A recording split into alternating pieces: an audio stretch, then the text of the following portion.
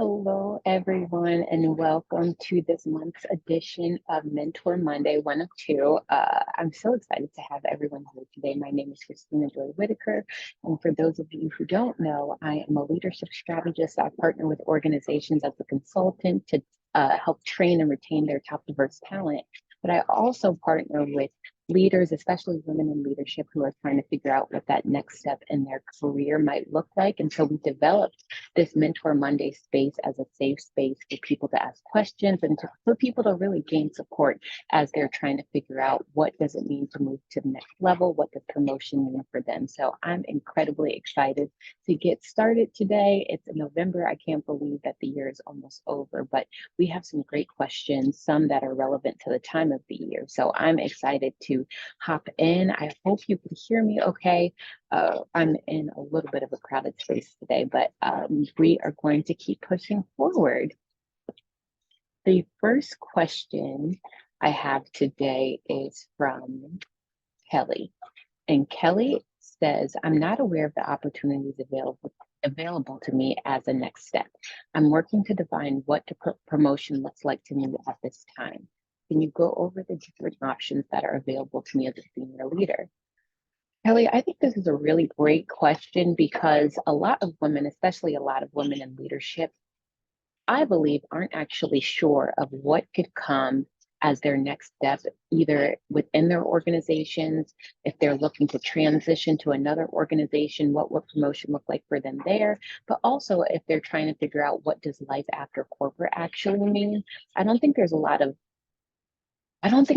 opportunity for you to actually sit and reflect and figure out like what that next step may look like. So first of all, thank you for asking that question because I think a lot of people don't know or they aren't aware of their options. And quite frankly, because they feel like they're supposed to know, they're also a little scared to ask.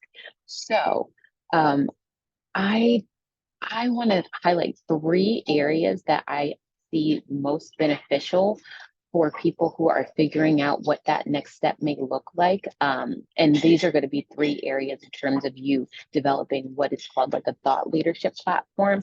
I know we've talked extensively about defining what a promotion looks like within an organization, so I won't focus on those, but obviously if you are trying to figure out what a next step would look like within an organization or within the context of a corporate role, something that you really need to do is develop your priority list of what defines a promotion for you. Are you looking for increased finances? Are you looking for time flexibility? Are you looking to manage a bigger budget? Are you looking for more oversight or more influence?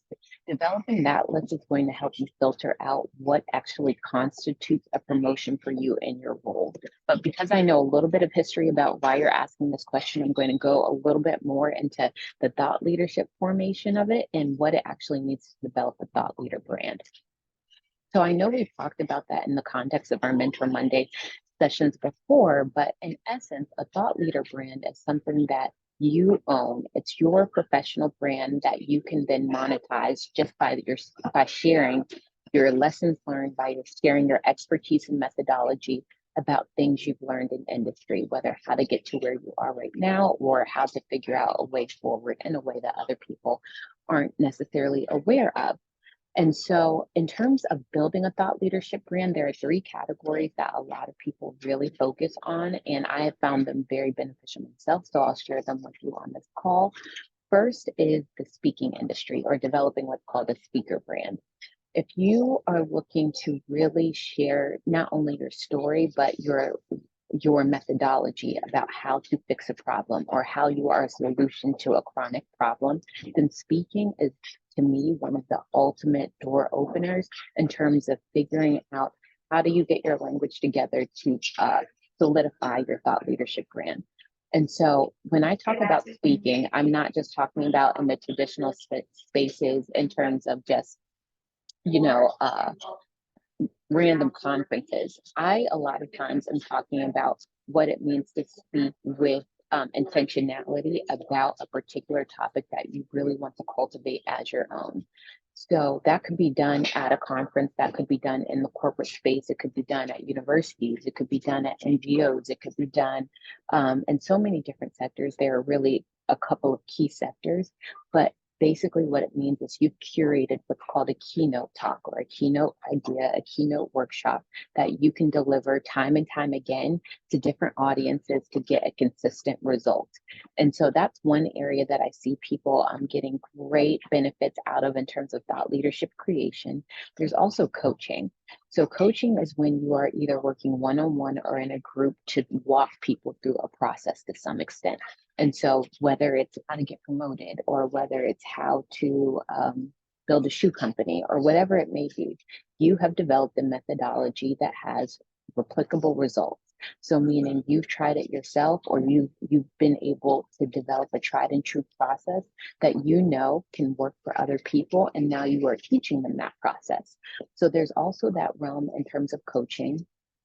And then finally, the other realm that I have seen very beneficial is in terms of consulting. So if you are interested in being a consultant, then that means you're working at a larger capacity, either with an organization to solve a more extensive problem. So you're going in, you're having something that I call like a discovery call. You're figuring out where their struggle is, where their pain point is, and how can a service that you offer or that you've curated actually fix that particular need for them. And so those are some of the top 3 thought leadership industries, but I also want to mention others because I know sometimes those aren't always appealing to people and they think those are the only options, but they aren't. And so in terms of building a thought leadership brand, you could also go the route of advising or serving as an advisor to organizations, serving as an advisor to groups. So for instance, if you curated experience or expertise that is incredibly beneficial to a particular group, or you have some perspective that's going to help a group move forward in terms of either growing their scale or fixing a problem that they couldn't fix by themselves, adding to profitability, whatever it may be, you could look in terms of how to position yourself as a business advisor. I feel like another word a lot of times that's now used for that is kind of in this economy being a fractional leader. So basically using your expertise for a portion of your time to help someone in terms of scaling their organization.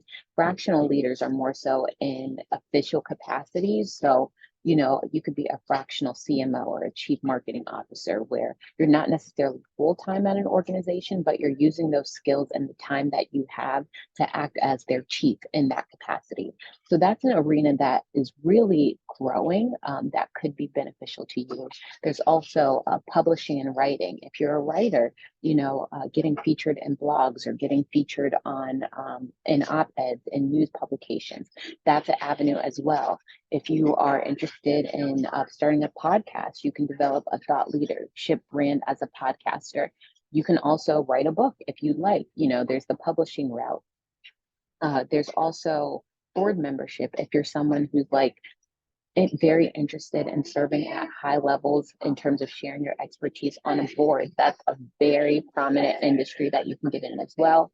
And the last one I'll mention today on this call is in academia as well. You can get paid to develop courses based off of your expertise or even come in as an adjunct professor for a university. So first of all, thank you so much for asking that question, because I do think that there's a lot of shame in not knowing the different options that are available to you. And there's very little time to really figure out what that might look like.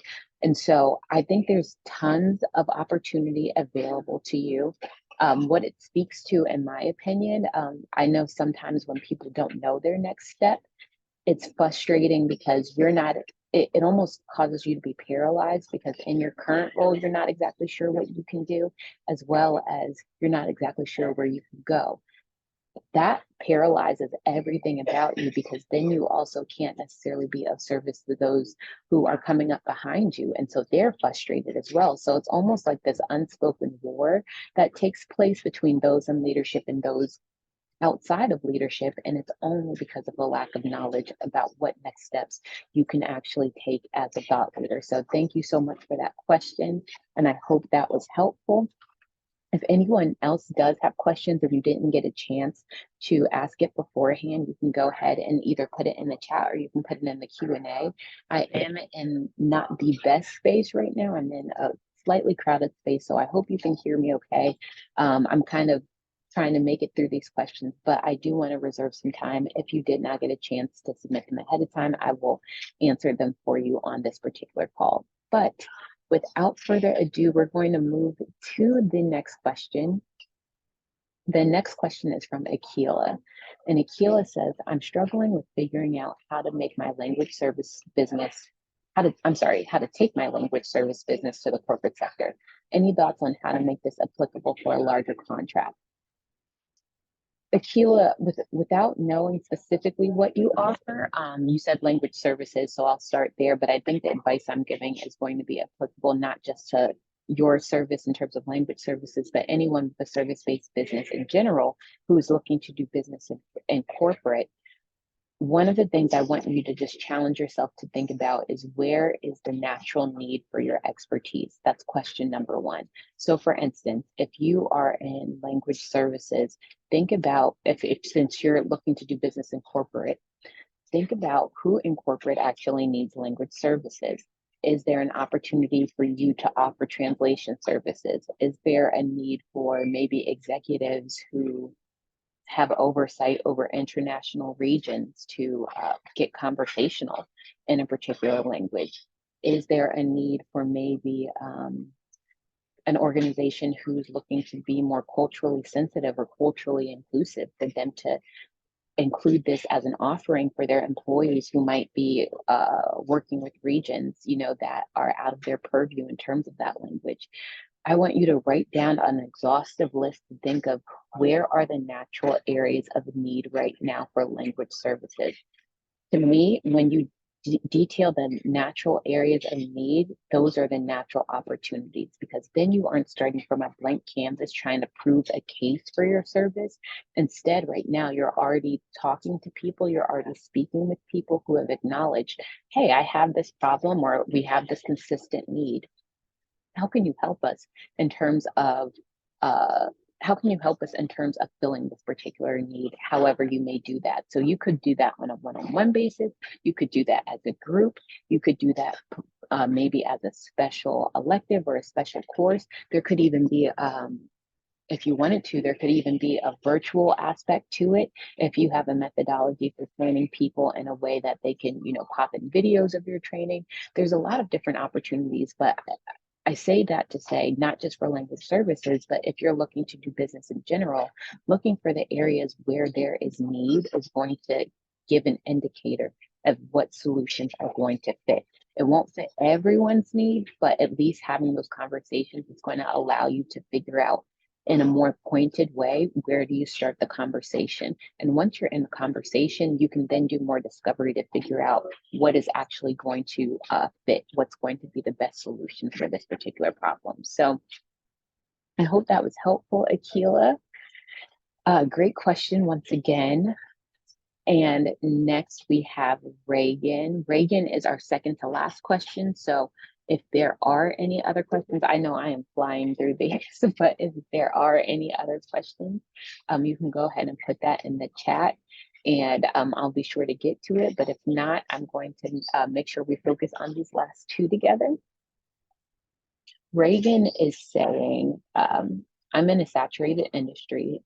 She's in the beauty industry, and it's difficult to stand out from the crowd when everyone is constantly posting the same content or going after the same clients. How do you differentiate yourself in a saturated market? Reagan, I think that's a great question. And what I will say is that there's a danger whenever you're in a saturated market with feeling as if your voice is one in a mass pool of people, and you can't necessarily get your message to reach the top.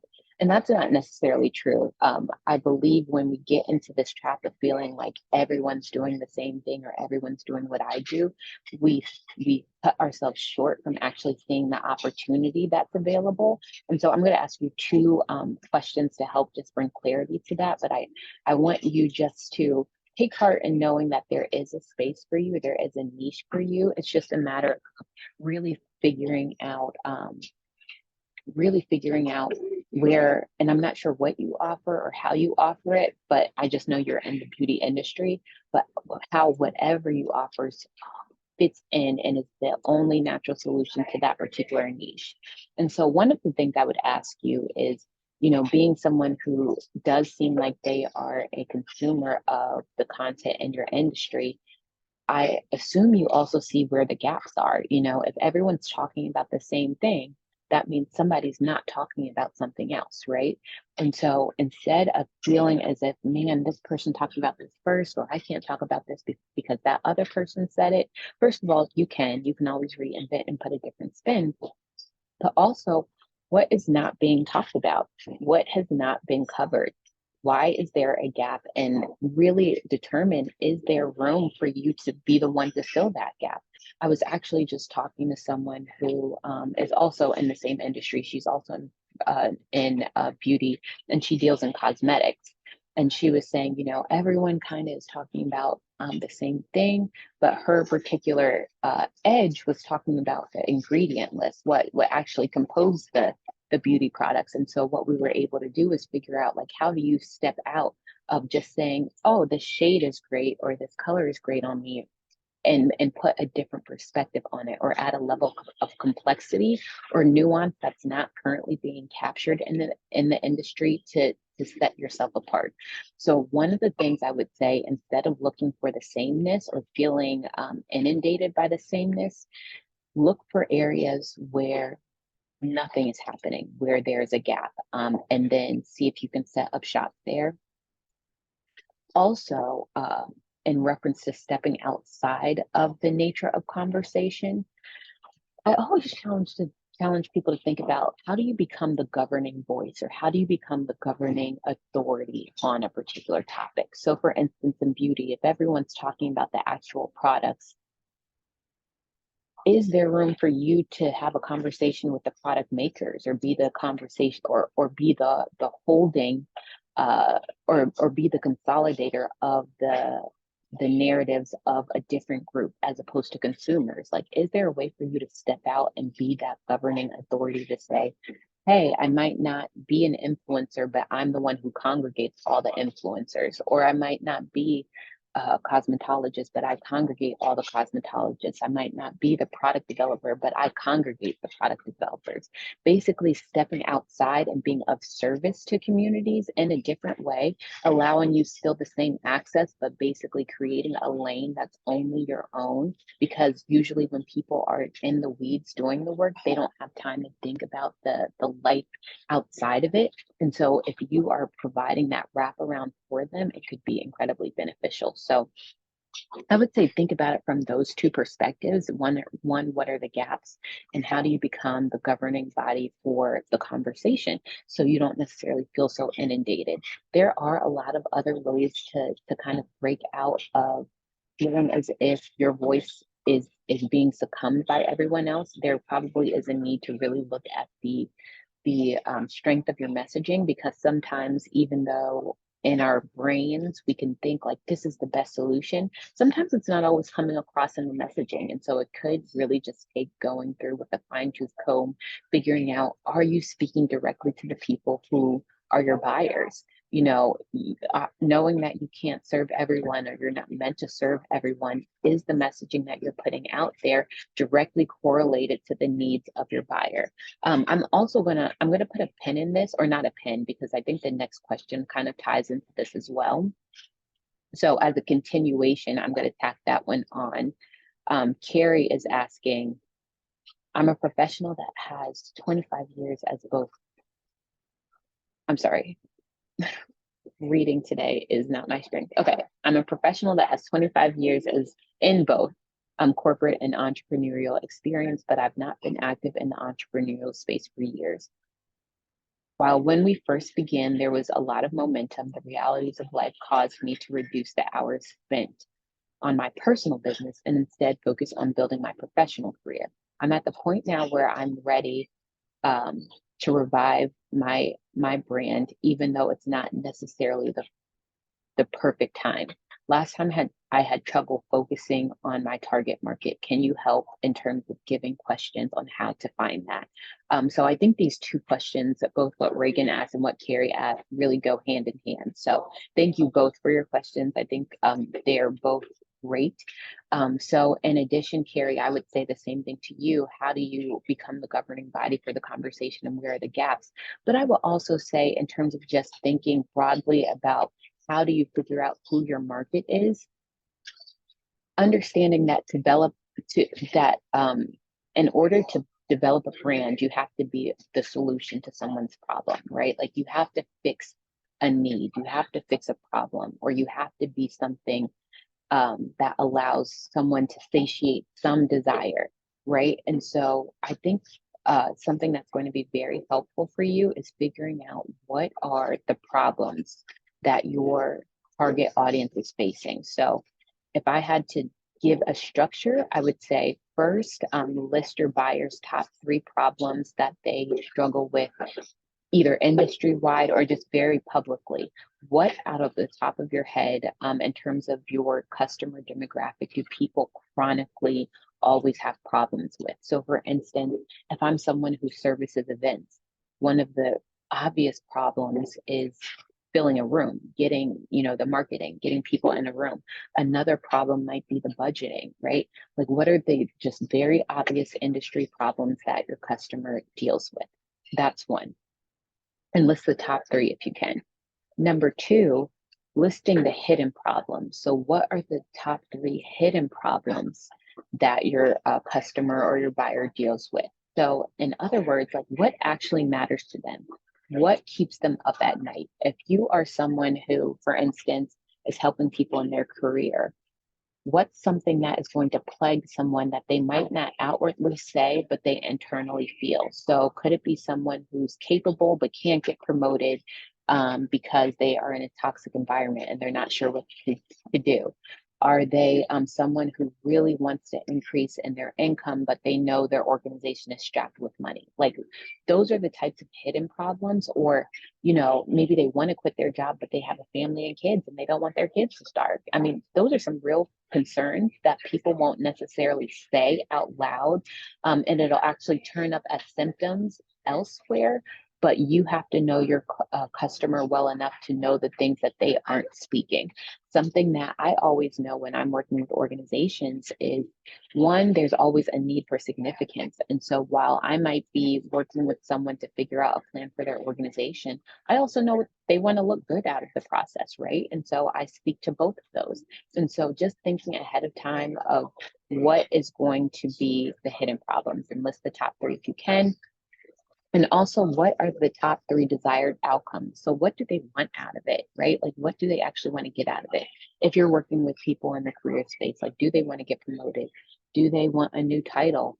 Do they want to transfer offices? If you're working with someone, let me pick another industry. Let's say you're in childcare, right? Like in terms of the desired outcomes of your buyer. Your buyer is not the kids, right? Your buyer is going to be the parents, because the parents have the money. You might service the kids, but the parents are the ones with the purse strings, and so therefore your client is the parent. What are their outcomes? They want their child to be safe and cared for. Maybe they want maybe they are from a demographic where they need aftercare, and so they need extended care that they can trust, where their kid is going to get a well-balanced meal. Like, what are those desired outcomes that mean the most for your clients? I would list those as well, top 3. And then really, like I said before, like assessing, are there gaps in the market that are of audiences that are currently not being served?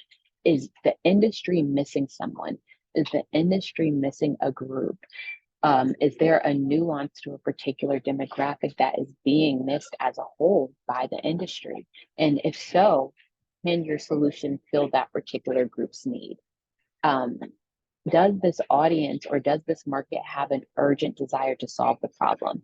People don't necessarily, sometimes people don't always know they have a problem to solve, right? And so really diagnosing, does your industry or does this client actually, one, know they have a problem?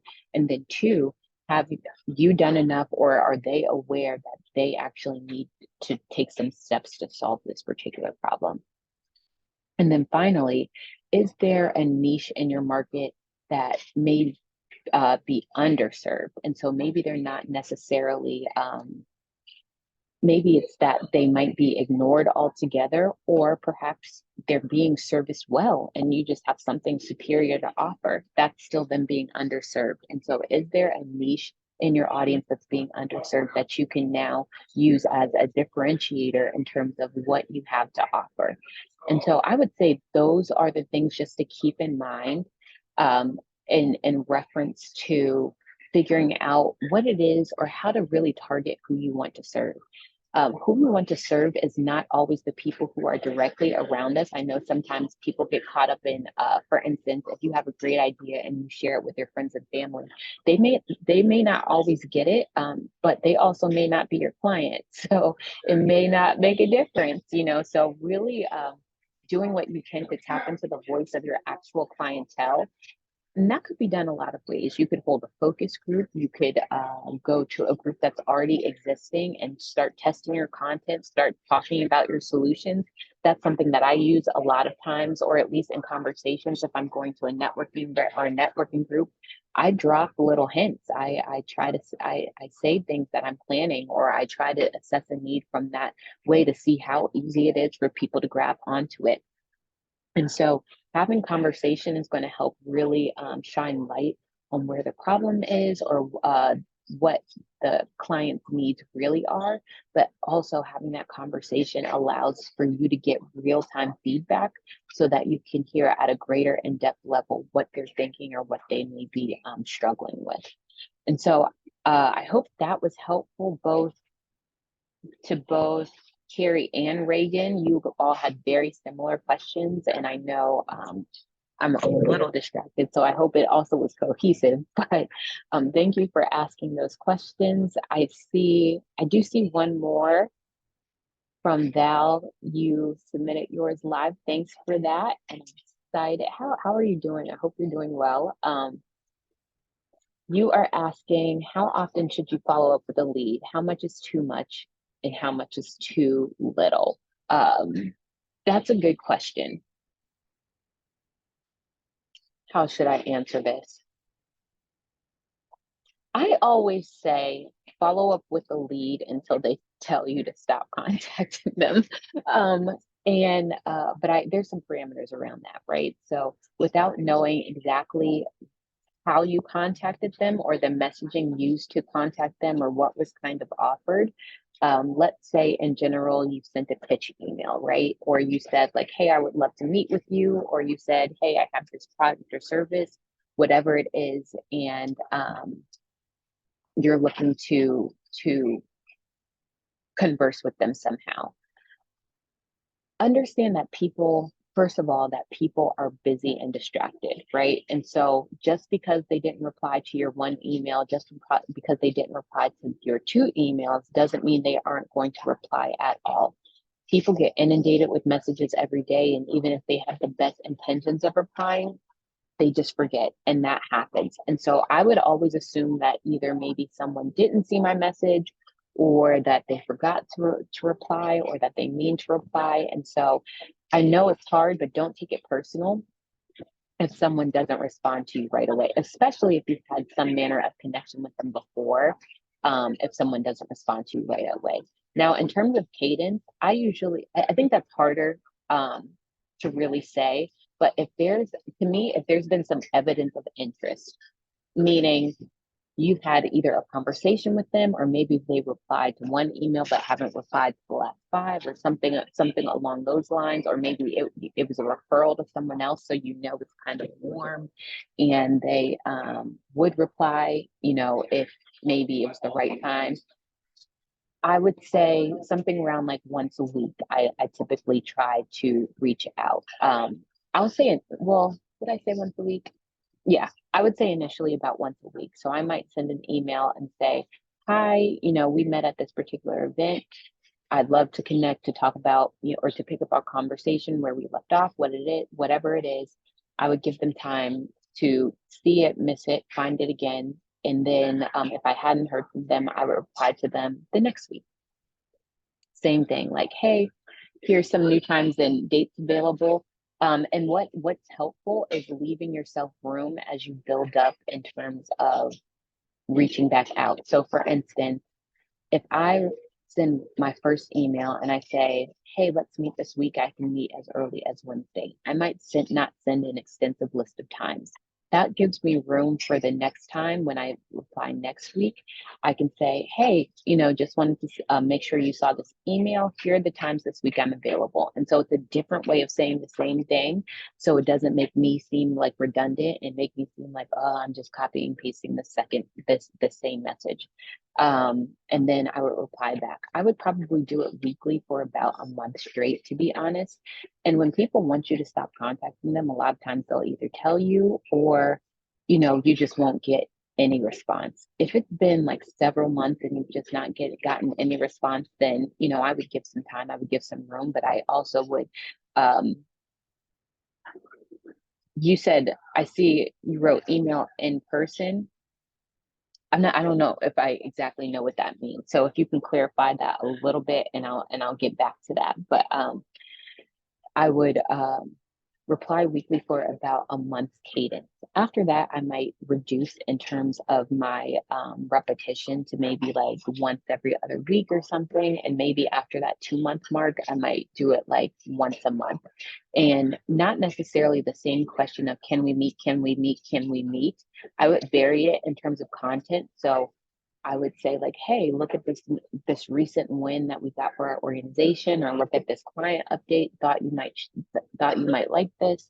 Or if there was a new report or some congratulations needed to be had, like for instance, if there was a business anniversary or if their organization went through a major change, those are the natural touch points where you can reach out. So I think it seems repetitious to us when you're using the same message every single time. So if it's always like, can I get time on your calendar?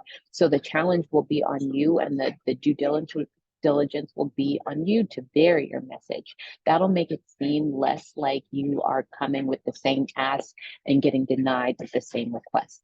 There are times when I've reached out to people for a month and gotten no response, and then finally, when it was the right time, they were like, oh, actually, yes, I need this. Like maybe they didn't need it back then, but because you are now top of mind, they needed it now.